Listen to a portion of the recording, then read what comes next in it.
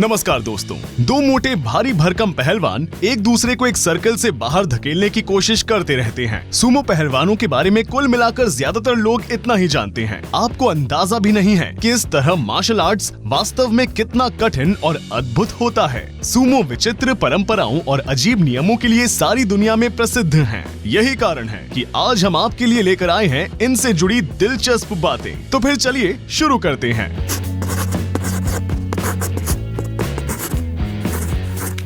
Sumo wrestlers and girls. हम शुरुआत करेंगे सबसे अविश्वसनीय तथ्य के साथ। आप तो जानते ही हैं कि ये सुमो पहलवान कैसे दिखते हैं, लेकिन इस आकार के बावजूद ये लड़कियों में बहुत लोकप्रिय होते हैं। और ये हम मजाक नहीं कर रहे हैं, ये असलियत है। जापान में इन विशालकाय पहलवानों को वहाँ महिलाओं द्वारा बहुत पसंद किया जाता है और इन पहलवानों को आदमियों की सुंदरता का पैमाना माना जाता है। इस सुबारू कार के 2011 के विज्ञापन को देखिए, जहाँ सुमो पहलवान कारों की हुड पर बैठकर पोज दे रहे हैं। लड़कियाँ न सिर्फ सबसे ज्यादा शक्तिशाली चैंपियन बल्कि नौसिखियों को भी पसंद करती हैं। इसका कारण है वो मान्यता जिसमें सुमो को ईश्वर का आविष्कार माना गया है, या फिर हो सकता है कि शायद इनके फैन इनकी शक्ति और इनकी कद काठी को बहुत पसंद करते हों। खैर, ये तो फिर भी सही है कि जापानियों के सुंदरता के पैमाने हमसे बहुत अलग हैं। Driving away the spirits.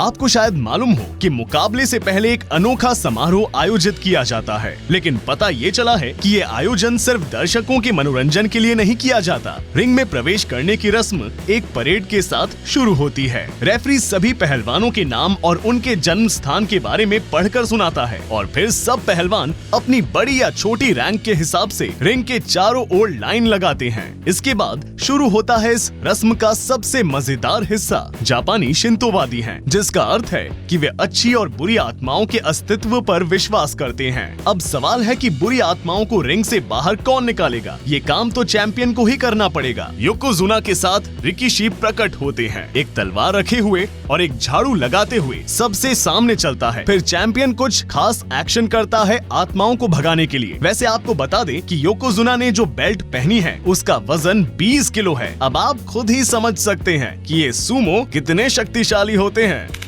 दोहियो construction. जापानी अपनी परंपराओं और मान्यताओं का बहुत सम्मान करते हैं और ये समझने के लिए आप इनके फाइटिंग रिंग बनाने के तरीके को देखकर समझ जाएंगे। इस रिंग को दोहियो कहा जाता है। इसे कुल 40 लोग मिलाकर बनाते हैं और इसे बनाते समय सिर्फ और सिर्फ मिट्टी, धान के सूखे पौधे और पारंपरिक औजारों से 3 दिन के अंदर बनाया जाता है। सदियों की परंपराओं के अनुसार आज भी रेफरी रिंग को शुद्ध करने के लिए इसके बीच में चावल, स्क्विड फिश और नमक गाड़ते हैं। रिंग और उसके आसपास का क्षेत्र शिंतो के प्रतीकों से सजाया जाता है। यहाँ तक कि रिंग के ऊपर बने मंडप को शिंतो मंदिर के जैसा बनाया जाता है। हालांकि नागोया शहर में इस खेल के फैन टूर्नामेंट के खत्म होने के बाद दोहियो रिंग के हिस्से को यादगार के रूप में रखने की आपाधापी में टुकड़े कर डालते हैं। Rituals in the ring. ठीक है, फिर तो रिंग भी बन गया, सारी रस्में भी हो गई हैं। तो अब क्या सुमो फाइट देखने को मिलेगी? नहीं, अभी नहीं। थोड़ा और धीरज रखना पड़ेगा। रस्में अभी खत्म नहीं हुई हैं। रेफरी द्वारा पहलवानों को रिंग में लड़ने के लिए बुला लेने के बाद वो 4 मिनट तक विशेष तरीके से लड़ाई की तैयारी करते हैं। इसके बाद एक दूसरे के सामने आदर से सर झुकाते हैं, अपने कोने में जाकर खड़े होकर जमीन पर जोर से अपने पैर पटकते हैं। फिर उन्हें विशेष पानी और कागज दिया जाता है। माना जाता है कि इससे उन्हें शक्ति मिलती है। वे इस पानी से कुल्ला करते हैं और कागज से होठ पोंछते हैं, घुटनों तक झुककर अपने हाथ हवा में लहराते जाते हैं, ये बताने के लिए कि उनके पास कोई हथियार नहीं है। रिंग में फिर से नमक छिड़कते हैं, क्या पता बुरी आत्माएं फिर से वापस आ गई हों। इसके बाद शिका नाम का वार्म अप और स्ट्रेच किया जाता है और फिर फाइनली फाइट स्टार्ट होती है। Special diet. एक आम पहलवान का वजन करीब 150 से 160 किलो तक का होता है, पर इन्हें इतना भारी होने की जरूरत क्या है? असल में सुमो कुश्ती में दूसरे कुश्ती के खेलों की तरह वजन की श्रेणियां नहीं होती हैं, इसलिए पहलवान जितना भारी होगा उसको इस कुश्ती में उतना फायदा मिलता है। आप सोच रहे होंगे कि कितने बर्गर और कितना सारा प्रोटीन शेक पीना पड़ता होगा इतना विशाल होने के लिए। बिल्कुल नहीं, इसके लिए चोनकोनाबे सूप पर्याप्त होता है। इसे बनाना बहुत आसान है। एक चिकन या सोया सॉस के उबलते हुए सूप सूप में मांस के टुकड़े, फिश बॉल, टोफू और सब्जियां डाल के बस उबाल ली जाती हैं। लेकिन इसे अनलिमिटेड नहीं बल्कि एक निश्चित मात्रा में दिन में कई बार डाइट प्लान के हिसाब से खाया जाता है। और हाँ, वो पिसे हुए चावल से बनी एक मिठाई भी खाते हैं जिसमें एक चावल के बड़े कटोरे के बराबर कैलोरी होती है। Prizes for the champions. तो सवाल है कि सुमो इतनी मेहनत क्यों करते हैं, क्यों अपनी जान को खतरे में डालते हैं? क्या ये सब सिर्फ इसमें मिलने वाली ट्रॉफी से जुड़े सम्मान और प्रतिष्ठा के लिए है? एम्परर कप टूर्नामेंट के अंतिम दिन मिलने वाले पुरस्कारों में से ट्रॉफी तो बस एक छोटी सी चीज है। सबसे साहसी, बेस्ट परफॉर्मर और बेस्ट टेक्निक कैटेगरी के हर विजेता को एक ट्रॉफी, स्मृति चिन्ह और करीब 14 लाख रुपए मिलते हैं। इसके अलावा देश भर की कंपनियां इन पहलवानों पर उपहारों की झड़ी लगा देते हैं। कभी विदेशों से भी उपहार और सम्मान मिलता है। उदाहरण के लिए पिछले साल डोनाल्ड ट्रंप ने विजेताओं को खुद ट्रॉफीज डिस्ट्रीब्यूट की थी।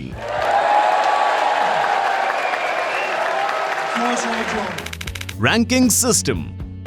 अधिकतर वीडियो गेम्स में हीरो स्ट्रॉन्ग कैसे बनता है? कुछ खाकर, एक के बाद एक लेवल पार करके और एनिमी को हराकर। सुमो कुश्ती में भी बस यही होता है। 550 पहलवानों को 6 श्रेणियों में बांटा जाता है। सबसे ऊंची श्रेणी को माकुची कहते हैं और इसमें 42 श्रेष्ठ पहलवान रखे जाते हैं। इसके बाद की श्रेणी जुरियो होती है जिसमें 28 पहलवान रखे जाते हैं। इन दोनों श्रेणियों के पहलवान अपने से नीचे की श्रेणियों से अपने लिए नौकर चुन सकते हैं। इन नौकर पहलवानों से वो हर तरह का काम करवाते हैं, जैसे सामान उठवाना, तौलिए से शरीर सुखवाना या जो भी ऊंची श्रेणी का पहलवान आदेश दे। नौकर बनने से बचा कैसे जाए? जीतो भाई, जीतो और अपनी रैंक सुधार कर ऊपर जाओ। The highest rank.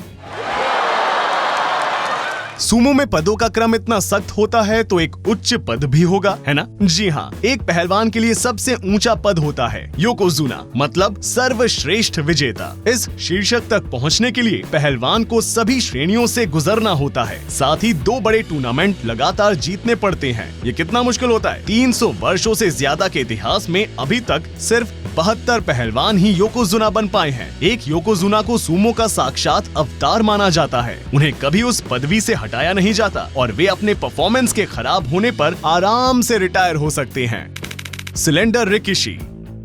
हम जब भी सुमो पहलवानों की बात करते हैं तो हमारे मन में शक्तिशाली और विशाल पुरुषों की छवि बनती है, लेकिन हमेशा ऐसा नहीं था। 19वीं सदी के शुरुआत के पहलवान सुडोल और मांसल होते थे। और तो और 20वीं सदी के शुरुआत में भी पहलवान किसी फिटनेस के शौकीन जैसे दिखते थे। हालांकि ऐसे बॉडी बिल्डर टाइप पहलवान अपवाद के रूप में आज भी हैं। ये खिलाड़ियों के जैसे फिटनेस वाला पहलवान और कोई नहीं, चियोनोफुजी मित्सुगु है, जिसने 31 बार एम्परर कप जीता था। वो सबसे पहला पहलवान था जिसने अपने करियर में 1000 से ज्यादा जीत दर्ज की, वो भी सिर्फ 120 किलो के कम वजन के साथ। और निश्चित तौर पर आपको चेक रिपब्लिक के महान पहलवान पावेल बोजार को नहीं भूलना चाहिए। उन्होंने कई बार टॉप डिवीजन में जगह बनाई और वे सिर्फ 90 किलो के थे।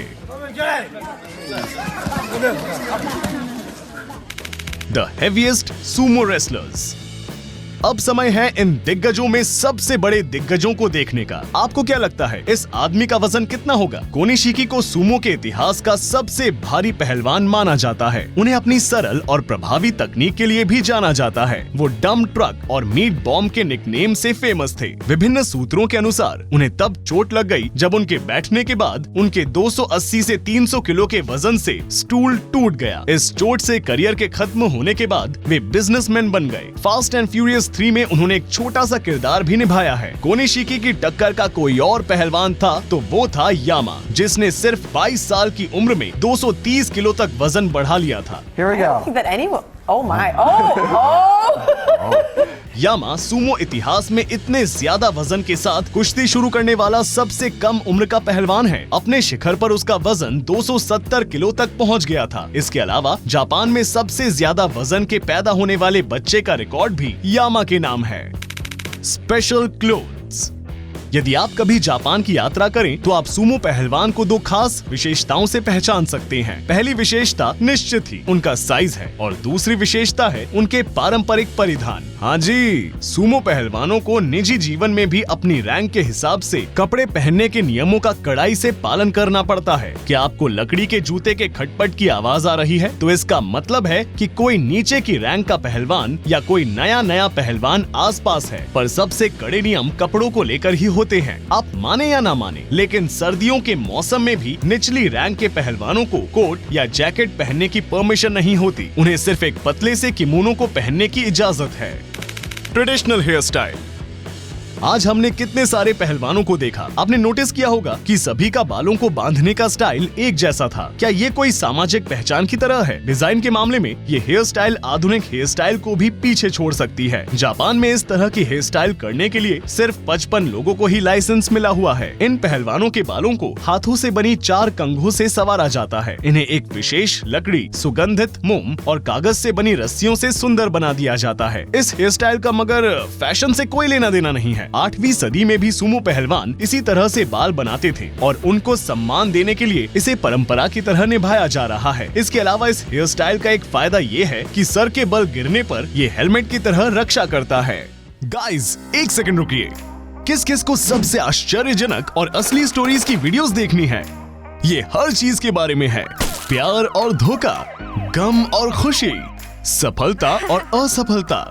हर एक एनिमेटेड स्टोरी यूनिक और एक्स्ट्राऑर्डिनरी है। हम वादा करते हैं ये आपको आखिरी मिनट तक मोहित रखेगा। क्या आप इंटरेस्टेड हैं? तो लिंक फॉलो कीजिए और प्राइवेट डायरी हिंदी को सब्सक्राइब करना न भूलिए। आपको सभी सबसे पर्सनल स्टोरीज वहीं मिलेंगी।